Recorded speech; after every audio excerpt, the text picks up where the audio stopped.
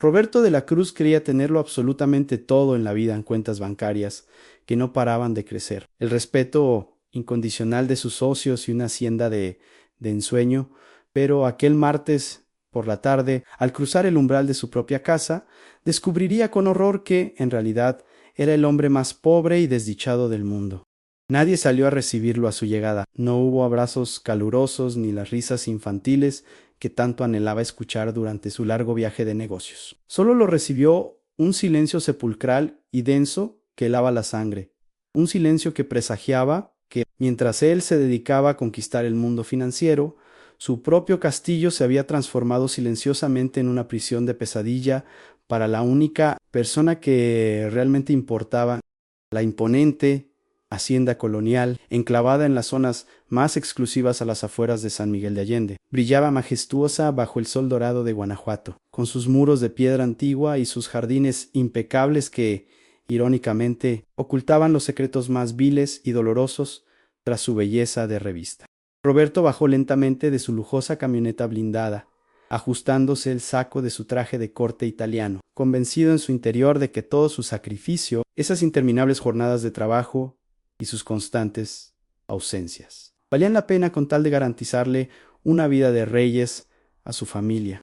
Sin embargo, el aire esa tarde se sentía inusualmente pesado, cargado de una energía extraña que no correspondía a la paz de un hogar bendecido, sino al miedo contenido y asfixiante de quienes habitan una jaula de oro. Antes de continuar adentrándonos en los oscuros pasillos de esta historia que, te aseguro, tocará las fibras más sensibles de tu corazón y te hará cuestionar el valor del dinero. Me gustaría saber quién está del otro lado de la pantalla acompañándonos en este relato. Por favor, tómate un breve momento y escríbeme aquí abajo en los comentarios desde qué hermosa parte de México o desde qué rincón del mundo nos estás escuchando en este momento. Me encantará leerte y saber que estamos conectados. Roberto avanzó con paso firme hacia la entrada principal, y aunque sus zapatos de cuero importado resonaban con autoridad y elegancia sobre el pavimento de cantera rosa, su corazón de padre comenzó a latir con una angustia inexplicable. Esa intuición primitiva que se despierta cuando algo no marcha bien en la manada. Sus ojos oscuros, aunque rodeados por las marcas de cansancio propias de quien ha pasado la vida resolviendo crisis, conservaban todavía la calidez y la sencillez de su origen humilde, recordando aquellos tiempos lejanos en los que cargaba pesados bultos de cemento, bajo el sol, antes de construir su vasto imperio. Pero ni toda su astucia para los negocios, ni su inmensa fortuna acumulada lo habían preparado para enfrentar la cruda realidad que aguardaba pacientemente detrás de esa enorme puerta de madera tallada a mano. Al empujar la pesada puerta y entrar al gran vestíbulo, el aroma a cera para muebles y a flores frescas intentó inútilmente disfrazar la atmósfera opresiva que reinaba en el lugar, y Roberto notó de inmediato que algo faltaba en la ecuación de su felicidad. No había juguetes dispersos en el suelo como solía haber. No se escuchaban los pasos apresurados y alegres de su pequeño hijo corriendo a su encuentro, ni la voz de su esposa dándole la bienvenida. Solo lo rodeaba el eco vacío de una casa inmensa que, lejos de sentirse como un hogar cálido, se sentía fría y desalmada como un mausoleo. Lo que Roberto estaba a punto de descubrir cambiaría su destino para siempre, pues jamás imaginó que el enemigo más cruel no estaba en la competencia empresarial, sino que ya estaba instalado, cómodo y sonriente dentro de sus propias paredes. Los pasillos de la hacienda, adornados con exquisitos jarrones de talavera poblana y pinturas costosas que él mismo había comprado en subastas, le parecieron de pronto ajenos, como si caminara por un hotel de lujo en el que no era bienvenido.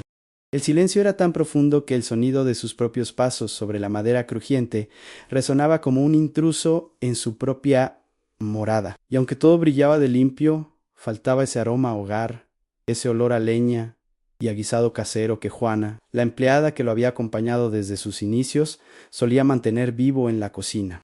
Fue entonces cuando la vio aparecer al fondo del corredor, no con la sonrisa maternal de siempre, sino con el rostro pálido y las manos apretando su delantal con una fuerza que delataba un nerviosismo incontrolable, como si temiera que las paredes oyeran lo que tenía ganas de gritar.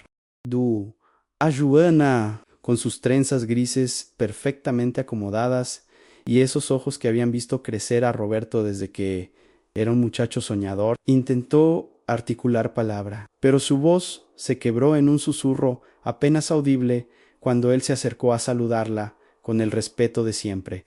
Roberto notó de inmediato el terror en su mirada, esa clase de miedo que tienen los animales cuando saben que el depredador está cerca, y antes de que pudiera preguntarle por el paradero de su esposa y de su hijo, una risa socarrona y desagradable rompió la tensión desde la escalera principal.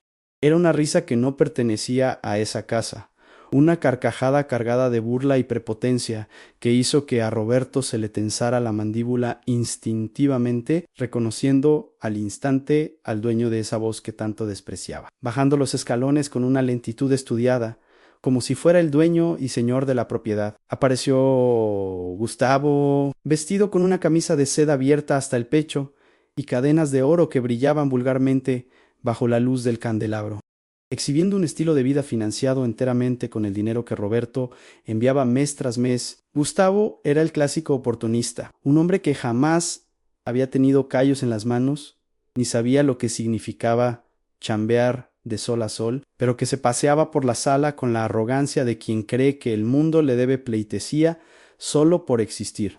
Miró a Roberto desde arriba, con esa suficiencia insoportable de quien se siente intocable, y soltó un comentario mordaz mientras se terminaba una bebida importada en Vaya Vaya, pero sí es el cajero automático que decidió visitarnos. ¿Qué pasa?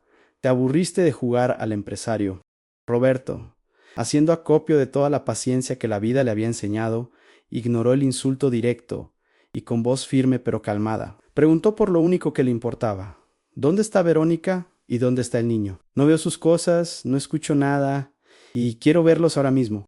La respuesta de Gustavo fue un gesto de desdén, encogiéndose de hombros como si la pregunta fuera una molestia innecesaria, y con una frialdad que lava la sangre, le contestó que Verónica había salido de compras a la ciudad, y que el pequeño había sido enviado a un internado militar para que se hiciera hombre y dejara de ser un estorbo llorón, una mentira que Roberto sintió como una bofetada en el rostro, pues jamás había autorizado tal cosa para su hijo. Un niño sensible que apenas estaba en edad escolar, la indignación comenzó a hervir en el pecho de Roberto, no solo por la mentira evidente, sino por el tono despectivo con el que aquel sujeto se refería a su propio hijo, llamándolo estorbo en su propia casa. Gustavo, notando la molestia de Roberto, decidió clavar más el cuchillo, acercándose con una sonrisa cínica para decirle en voz baja: no pongas esa cara de mártir. Mi buen, alguien tenía que poner orden en esta casa mientras tú estabas muy ocupado haciendo dinero. Agradece que me encargo de lo que tú no puedes manejar. Era una humillación calculada, diseñada para hacerlo sentir pequeño, culpable y ajeno a su propia familia, aprovechándose de la nobleza de un hombre que solo quería proveer. Y tú, detente un momento y piensa con el corazón en la mano. ¿Qué habrías hecho tú en el lugar de Roberto al recibir semejante trato en tu propia casa? ¿Habrías mantenido la calma como él o habrías explotado ahí mismo? Cuéntamelo en los comentarios, quiero saber si compartes la indignación que todos sentimos en este momento. A pesar de la provocación, Roberto se mantuvo en su sitio, clavando sus ojos oscuros en el rostro burlón de Gustavo, recordándose a sí mismo que la violencia no era el camino, al menos no todavía, aunque sus puños cerrados a los costados contaban otra historia. Sabía que Gustavo estaba ocultando algo mucho más grave que un simple internado o una salida de compras. Lo veía en la forma en que el otro desviaba la mirada nerviosamente hacia el pasillo que conducía a la zona de servicio, y en cómo doña Juana, a espaldas del villano, negaba frenéticamente con la cabeza, con lágrimas silenciosas rodando por sus mejillas curtidas. Aquella escena no era un recibimiento familiar, era una puesta en escena macabra, y Roberto, con el instinto afilado de quien ha sobrevivido a las calles antes de subir a los rascacielos, supo que la verdadera batalla apenas estaba por comenzar. Roberto sintió un escalofrío recorrerle la espalda, una sensación gélida que nada tenía que ver con la temperatura del ambiente, sino con esa certeza terrible que tienen los padres cuando saben que la vida de su propia sangre corre peligro. No era solo la ausencia física del niño lo que lo alarmaba, sino los pequeños detalles que gritaban una verdad mucho más siniestra. Un zapatito olvidado bajo el sofá de la sala, cubierto de polvo, y su mochila escolar colgada en el perchero, la misma que supuestamente debería haberse llevado a ese famoso interno. Aquello no era una simple mudanza o un cambio de escuela, era la escena de un crimen silencioso. Y Roberto comprendió con horror que cada minuto que pasaba discutiendo con aquel patán era un minuto que su hijo perdía en medio de quién sabe qué sufrimiento. La urgencia se apoderó de sus sentidos, transformando su cansancio de viajero en una alerta máxima, pues lo que estaba en juego ya no era su matrimonio ni su orgullo herido, sino la integridad física de un ser inocente que no tenía cómo defenderse. Gustavo, notando que Roberto no se tragaba el cuento, cambió su postura relajada por una actitud defensiva y amenazante, bloqueando sutilmente el paso hacia las habitaciones interiores con su cuerpo, como un perro guardián que protege un botín mal habido. Deja de hacer preguntas estúpidas y mejor suelta la tarjeta de crédito, que la casa no se mantiene sola y tus caprichos cuestan caro. Escupió con veneno, dejando claro que para él la vida del niño valía menos que el saldo de una cuenta bancaria. Fue en ese instante que Roberto entendió la magnitud de la tragedia. Su hijo no estaba simplemente lejos, estaba a merced de un hombre que lo veía como un obstáculo para disfrutar del dinero ajeno, un estorbo que necesitaba ser eliminado del mapa para que la fiesta pudiera continuar. La mirada de doña Juana, clavada en el suelo pero temblando visiblemente, confirmaba sus peores sospechas. La anciana sabía algo terrible que no se atrevía a decir por miedo a represalias, y ese silencio forzado era la prueba más contundente de que la situación era crítica. No se trataba de un malentendido familiar, se trataba de supervivencia, y el reloj corría en contra de la única persona que Roberto amaba más que a su propia vida. La angustia comenzó a asfixiarlo, imaginando los escenarios más dantescos. ¿Estaría el niño enfermo y sin medicinas? ¿Lo habrían abandonado en algún lugar remoto? ¿O acaso la realidad era aún más cruel y estaba sufriendo bajo el mismo techo que su padre, separado solo por unos muros de indiferencia? La impotencia amenazaba con paralizarlo, pero el recuerdo de la risa de su hijo, esa risa que alguna vez llenó la hacienda de luz, le dio la fuerza necesaria para no derrumbarse. Sabía que si daba un paso en falso, si se iba a buscar a la policía sin pruebas, o si salía de esa casa, quizás nunca volvería a ver a su pequeño con vida. El aire se volvió irrespirable, cargado de una tensión eléctrica que presagiaba tormenta. Y Roberto sintió que el corazón se le salía del pecho con cada latido, golpeando sus costillas como un martillo de guerra. Tenía que actuar, y tenía que hacerlo ya, porque la mirada burlona de Gustavo escondía una maldad sin límites. Y en los ojos de un psicópata, la vida de un niño no es más que una moneda de cambio. Se prometió a sí mismo, con la furia silenciosa de un volcán a punto de estallar, que no saldría de esa propiedad sin su hijo en brazos. Aunque tuviera que derribar cada ladrillo de esa maldita mansión con sus propias manos para encontrarlo. Roberto intentó avanzar hacia el pasillo que conducía a las recámaras, pero Gustavo, con un movimiento rápido y agresivo, le cerró el paso nuevamente, poniendo una mano sobre su pecho con una familiaridad insultante. «¡Hey, tranquilo, carnal! Ya te dije que no hay nadie. ¿Qué parte se fueron? ¿No entiendes?», le espetó con una sonrisa torcida que no llegaba a sus ojos fríos, tratando de imponer una autoridad que no le correspondía. Roberto sintió el contacto de aquella mano cuidada y suave sobre su solapa, y tuvo que recurrir a toda su fuerza de voluntad para no quebrarle los dedos allí mismo, respirando hondo para mantener la cabeza fría y no perder la ventaja estratégica.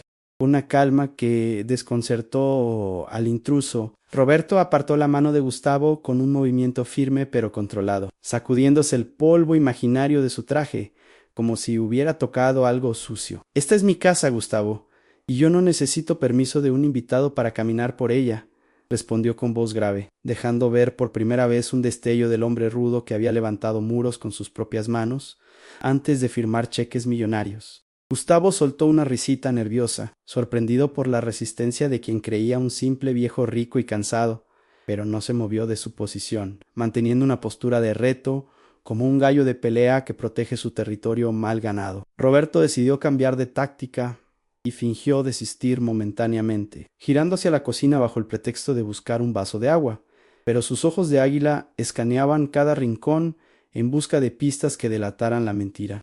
Al entrar a la cocina, el corazón se le estrujó al ver el estado del lugar en platos, sucios, acumulados en el fregadero. Restos de comida costosa, tirados sin cuidado, y botellas de licor vacías sobre la mesa donde su hijo solía hacer la tarea. Aquello no era el desorden de una familia, era el caos de una fiesta continua y egoísta. La huella evidente de que allí se vivía para el placer de un adulto irresponsable, mientras las necesidades del hogar eran ignoradas por completo. Doña Juana estaba junto a la estufa, frotando una mancha inexistente en la encimera, y al ver entrar a Roberto, sus ojos se llenaron de un pánico indescriptible, desviando la mirada rápidamente hacia Gustavo, que había seguido a Roberto como una sombra pegajosa. «Sírvele agua al patrón. Ándale, que no se nos deshidrate el señoritingo», ordenó Gustavo con tono despótico, chasqueando los dedos frente a la anciana, como si fuera un perro. A Roberto le hirvió la sangre al ver la humillación gratuita hacia la mujer que había sido como una segunda madre para él, y comprendió que la crueldad de ese hombre no tenía límites ni respeto por las canas ni por la dignidad humana. Mientras Juana servía el agua con manos temblorosas, el vaso chocó contra la jarra de cristal produciendo un tintineo agudo que pareció un grito de auxilio en el silencio tenso de la cocina. Roberto se acercó a ella para recibir el vaso y por un microsegundo sus miradas se cruzaron. En los ojos llorosos de la mujer Roberto leyó una súplica desesperada, un mensaje mudo que gritaba: «Búscalo, no te vayas». Gustavo, percatándose de esa conexión silenciosa, se interpuso bruscamente entre los dos, empujando a la anciana hacia un lado con el codo y ladrando a Anya: «Deja de molestar, vieja inútil, vete a tu cuarto». Roberto dejó el vaso sobre la mesa con un golpe seco que hizo vibrar la madera, un sonido que detuvo en seco los insultos de Gustavo. «A ella no le vuelves a hablar así en tu vida, ¿me oíste?», dijo Roberto, avanzando un paso hacia el agresor. Y esta vez su voz no sonó a advertencia, sino a sentencia, con ese tono profundo y peligroso de los hombres de campo de Jalisco cuando se les acaba la paciencia. Gustavo retrocedió un paso instintivamente, borrando su sonrisa burlona, dándose cuenta de que quizás había subestimado al hombre que tenía enfrente, pero su arrogancia le impidió callarse. «Uy, qué miedo». El abuelito se enojó. «Mejor vete a descansar, que ya estás viejo para hacerte el héroe». Pero nadie podría imaginar que, por detrás de aquella mirada cansada y ese traje elegante, había una verdad oculta que estaba a punto de cambiarlo todo, una fuerza dormida lista para despertar. Roberto no respondió a la provocación verbal. En su lugar, sus ojos se fijaron en un detalle que había pasado desapercibido hasta ese momento: la puerta de la antigua alacena, que también conducía al sótano de la hacienda, estaba cerrada con un candado grueso y nuevo, algo totalmente inusual para una simple despensa. «¿Desde cuándo le ponemos candado a la comida, Gustavo?», preguntó Roberto, señalando el cerrojo de acero brillante que contrastaba con la madera vieja de la puerta. Gustavo se puso pálido por una fracción de segundo, pero recuperó su compostura rápidamente, soltando una excusa atropellada. «Eso es por las ratas, carnal. Hay una plaga tremenda. Ya sabes cómo es el campo. Se meten por todos lados y se comen todo». La mentira era tan burda que insultaba a la inteligencia de Roberto. Él sabía perfectamente que esa puerta cerraba herméticamente y que ningún animal podía entrar por ahí, a menos que el animal fuera alguien que intentaba mantener algo encerrado a la fuerza. Roberto dio un paso hacia la puerta, ignorando las protestas de Gustavo, y observó con horror unos rasguños recientes en la parte baja de la madera, marcas pequeñas e irregulares que no parecían hechas por roedores, sino por uñas humanas desesperadas. «Las ratas no rasguñan a esa altura, Gustavo», murmuró Roberto, sintiendo cómo se le helaba la sangre al imaginar quién podría haber dejado esas marcas intentando salir. Comenzó a desabotonarse los puños de la camisa y a quitarse el reloj de oro, colocándolo con cuidado sobre la mesa, un gesto ritual que Gustavo observó con una mezcla de confusión y temor creciente. «¿Qué haces? ¿Me vas a pegar? Te demando, te juro que te demando y te quito hasta el apellido», gritó el amante, retrocediendo hasta chocar con la encimera, perdiendo por completo su fachada de macho alfa ante la transformación silenciosa de Roberto. «No voy a pegarte si me das la llave ahora mismo», dijo Roberto, extendiendo la mano con la palma abierta, sus dedos callosos listos para cerrarse en un puño si era necesario. Gustavo negó con la cabeza frenéticamente, balbuceando que no tenía la llave, que la había perdido, que Roberto estaba alucinando cosas donde no las había. Pero el destino, que a veces juega del lado de los justos, intervino en ese preciso instante, el teléfono celular de Gustavo comenzó a sonar estridentemente en el bolsillo de su pantalón ajustado, distrayéndolo por un segundo crucial, un segundo en el que bajó la guardia para mirar la pantalla, pensando quizás que era Verónica o algún cómplice. Roberto aprovechó esa mínima distracción no para atacar, sino para mirar fijamente a doña Juana, quien seguía arrinconada junto al refrigerador.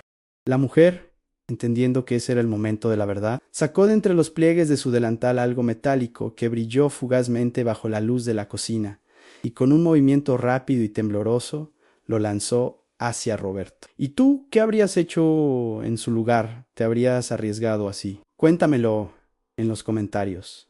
La llave voló por el aire en cámara lenta ante los ojos atónitos de Gustavo, quien intentó interceptarla torpemente, pero sus reflejos de hombre de fiesta no eran rival para la destreza de Roberto. Con un movimiento fluido, Roberto atrapó la llave en el aire, sintiendo el metal frío contra su piel como una promesa de justicia. Gustavo soltó un grito de rabia y se lanzó sobre él, intentando arrebatarle el objeto, olvidando toda precaución. Fue un error fatal. Roberto no se movió, plantó los pies en el suelo como dos columnas de concreto y recibió el embate de Gustavo con el hombro. Un golpe seco y técnico que mandó al hombre más joven a trastabillar hacia atrás, cayendo de bruces contra las sillas del comedor. Se acabó el juego, Gustavo, sentenció Roberto, tirando la llave entre sus dedos, listo para enfrentar lo que fuera que hubiera detrás de esa puerta maldita. Con el corazón latiéndole en la garganta y las manos firmes, Roberto giró la llave en la cerradura oxidada, produciendo un chasquido metálico que resonó como un disparo en el silencio de la cocina. Gustavo, recomponiéndose torpemente desde el suelo, intentó gritar una última advertencia, una amenaza vacía sobre llamar a la policía por agresión, pero sus palabras se ahogaron en el aire, cuando la pesada puerta de madera crujió al abrirse, revelando una escalera oscura que descendía hacia las entrañas de la hacienda. Una bocanada de aire viciado, con ese olor inconfundible a humedad y encierro que tienen los lugares olvidados por Dios. Golpeó el rostro de Roberto, confirmándole que aquel sótano no guardaba vinos ni provisiones, sino secretos que pudren el alma.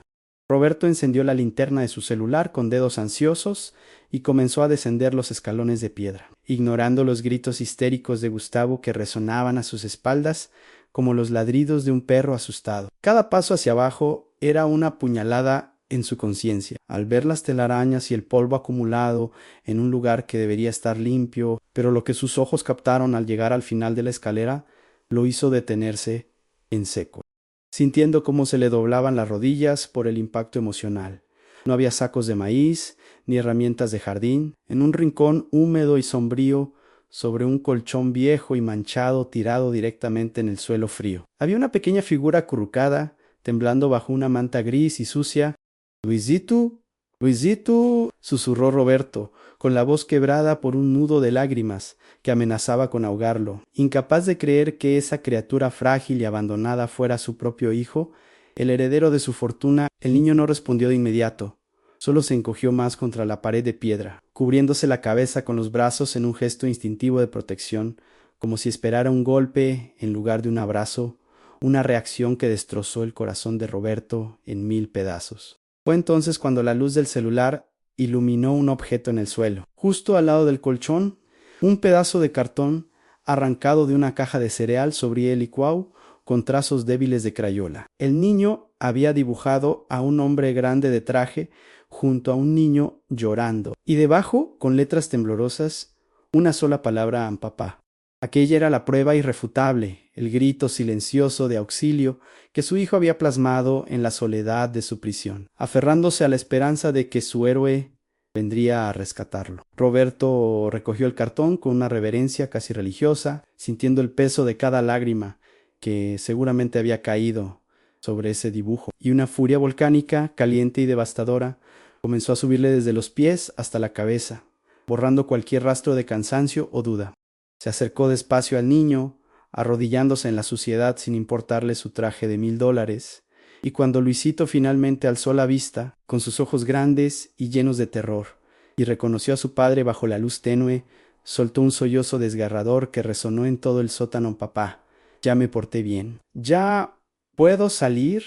Esa pregunta inocente Fue la gota que derramó el vaso, la confirmación de la tortura psicológica a la que había sido sometido. Le habían hecho creer que su encierro era un castigo merecido, que el abandono era su culpa. Roberto no pudo responder con palabras. Solo lo envolvió en sus brazos con una fuerza desesperada, levantándolo del suelo como si fuera de cristal, sintiendo las costillas marcadas del pequeño a través de la ropa sucia, y prometiéndose ante lo más sagrado que quien hubiera hecho esto pagaría con lágrimas de sangre. Subió las escaleras cargando a su hijo, emergiendo de la oscuridad como un ángel vengador, con el rostro bañado en lágrimas, pero con una mirada que prometía el infierno para el culpable. Al llegar arriba y entrar nuevamente a la luz de la cocina, la escena que se encontró Gustavo fue la de su propia sentencia de muerte. El amante de lujo se quedó paralizado, con la boca abierta y el rostro lívido, al ver la imagen bíblica de Roberto sosteniendo al niño rescatado, una visión que contrastaba la fragilidad de la víctima con la potencia destructiva del padre ofendido. Doña Juana, al ver al niño vivo, rompió en un llanto sonoro, cubriéndose la boca con el delantal, dando gracias al cielo por el milagro, mientras Gustavo retrocedía paso a paso hacia la puerta trasera, chocando con los muebles, dándose cuenta de que sus mentiras se habían derrumbado y de que ahora estaba solo frente a un hombre que ya no tenía nada que perder. Lo que está por venir te va a dejar sin aliento, porque la justicia, cuando llega de la mano de un padre herido, es imparable. Así que deja tu me gusta ahora mismo y suscríbete al canal para no perderte el desenlace de esta historia, porque te aseguro que no querrás perderte ni un segundo de lo que Roberto está a punto de hacer. Gustavo, acorralado y desesperado, intentó jugar su última carta, la carta del cinismo en Oye. No es lo que parece, el niño estaba castigado, se portó mal. Verónica me dijo pero las palabras se le murieron en la garganta cuando Roberto depositó con suavidad a Luisito en los brazos de doña Juana. Besó la frente de su hijo y se giró lentamente hacia él. Ya no había un empresario civilizado frente a él. Había un padre, un hombre de Jalisco con la sangre hirviendo, que se quitaba el saco lentamente, revelando los músculos tensos bajo la camisa, listo para enseñar una lección que ni todo el dinero del mundo podría comprar. Gustavo, viendo que sus palabras ya no tenían efecto alguno sobre el hombre transformado en bestia que se le venía encima, intentó una maniobra desesperada y cobarde, lanzando un manotazo torpe hacia un jarrón de porcelana cercano para usarlo como arma. Sin embargo, sus movimientos eran los de alguien que solo había peleado en discusiones de bar, lentos y telegrafiados, mientras que Roberto se movió con la precisión letal de quien ha esquivado vigas de acero y maquinaria pesada en su juventud. Antes de que los dedos de Gustavo pudieran siquiera rozar la cerámica, Roberto lo interceptó a mitad de camino, atrapando su muñeca en el aire con un agarre de hierro que le arrancó un grito de dolor agudo al intruso, haciendo crujir la articulación bajo la presión implacable de una mano forjada en el trabajo duro. «¡Suéltame, animal! No sabes con quién te metes», chilló Gustavo, pataleando inútilmente, intentando zafarse con la dignidad hecha a pedazos. Pero Roberto ni se inmutó, manteniéndolo sujeto con una facilidad pasmosa. Con un movimiento seco y controlado, Roberto giró el brazo de su oponente y lo empujó contra la pared más cercana, haciendo que el impacto resonara como un trueno en la cocina, sacudiendo los cuadros y silenciando los lamentos del hombre más joven.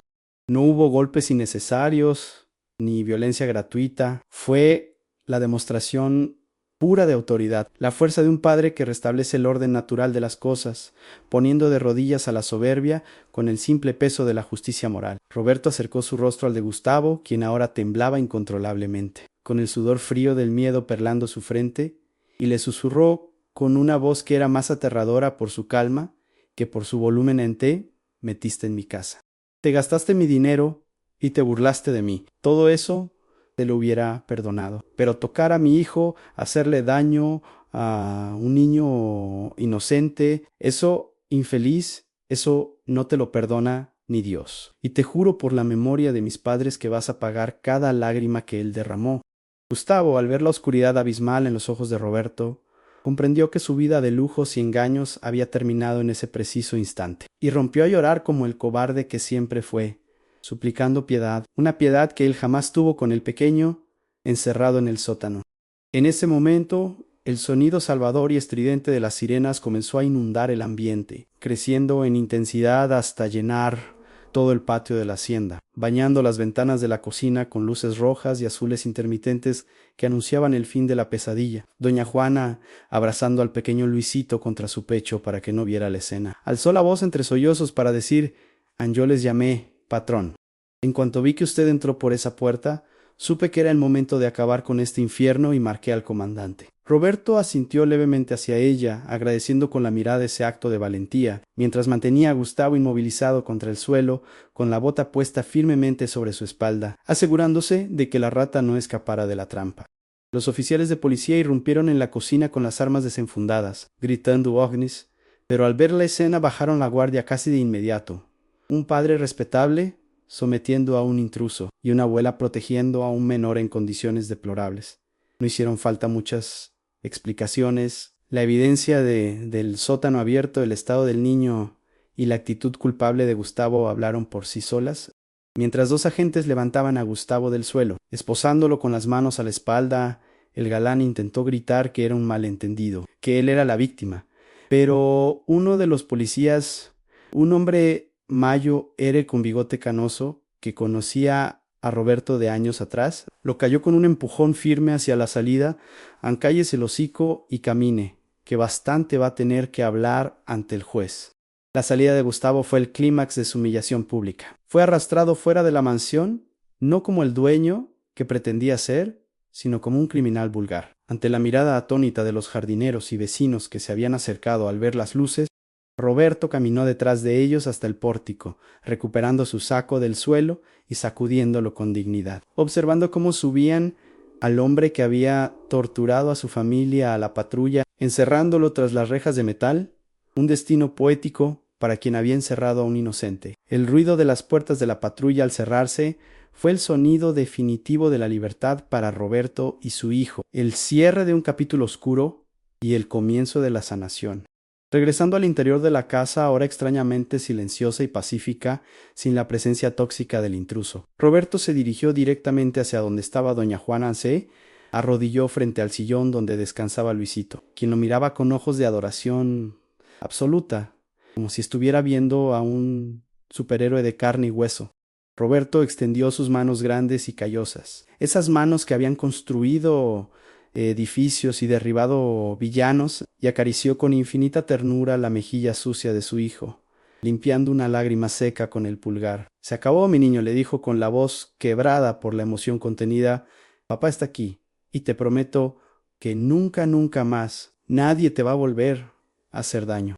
Los días que siguieron fueron una mezcla borrosa de médicos, abogados y trámites legales, pero para Roberto el universo entero se redujo a las 4 paredes de una habitación de hospital pintada de blanco inmaculado. No se apartó ni un solo instante de la cabecera de la cama de Lucito, rechazando las llamadas de sus socios y durmiendo en una silla de plástico incómoda, sosteniendo esa manita frágil entre las suyas callosas como si fuera el tesoro más valioso que existiera sobre la faz de la tierra. Vigilaba su sueño con la devoción de un guardián, espantando con su presencia cualquier pesadilla que intentara perturbar el descanso del niño, susurrándole al oído que papá estaba ahí y que no se iría a ninguna parte.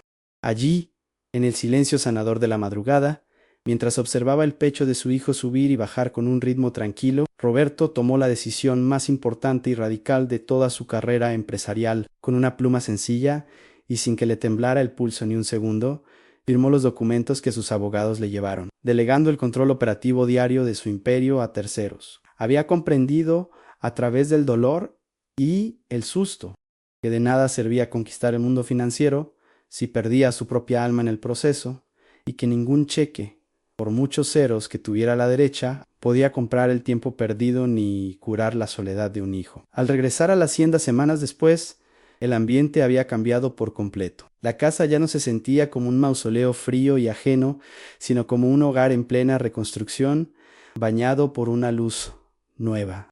Doña Juana los esperaba en la entrada principal, pero esta vez no estaba ahí como una simple empleada doméstica temblorosa, sino que fue recibida como la abuela de corazón que siempre había demostrado ser. El abrazo en el que se fundieron los tres en el vestíbulo, entre risas y lágrimas de alivio, selló un pacto de amor inquebrantable. Roberto le aseguró, mirándola a los ojos, que nunca le faltaría nada y que, desde ese día, ella era parte oficial de la familia de la Cruz, porque la lealtad que ella tuvo valía más que toda la sangre del mundo. Poco a poco, la vida y el color volvieron a los jardines de la propiedad. Se podía ver a Roberto, el hombre que antes no tenía tiempo ni para respirar, sentado en el pasto jugando a la pelota o leyendo cuentos en la terraza bajo el sol cálido de la tarde, recuperando con paciencia esos años dorados que la ambición ciega le había robado. Las heridas físicas de Lucito sanaron rápido, gracias a la buena alimentación y los cuidados médicos, pero las heridas del alma, esas que no se ven, empezaron a curarse con la medicina más poderosa y efectiva que existe, a la presencia constante, amorosa y segura de un padre que aprendió a ser papá antes que proveedor. Aquella tarde, mientras el sol se ponía sobre los campos de Agave y de Guanajuato, pintando el cielo de tonos naranja y violeta, Roberto contempló a su hijo riendo con doña Juana y entendió la lección más dura y hermosa de su existencia. Aprendió que la verdadera riqueza de un hombre no se mide por el peso de su cartera, ni por la marca de su ropa, ni por el tamaño de su casa, sino por la paz que reina en su hogar y por la seguridad de saber que los suyos están protegidos y amados. Porque al final del camino, el dinero va y viene como el viento, pero la familia es el único refugio verdadero que nos queda cuando se apagan las luces del espectáculo. Y tú, amigo mío, ¿qué enseñanza profunda te deja esta historia en el corazón? ¿Crees que el éxito profesional vale el sacrificio de no ver crecer a los hijos? Escríbelo aquí abajo en los comentarios, quiero leer tu reflexión sincera. Y si esta historia te conmovió, te hizo llorar o te hizo pensar en alguien especial, compártela ahora mismo con esa persona que necesita escuchar este mensaje de amor, justicia y redención. Quizás al hacerlo le cambies la vida a alguien más.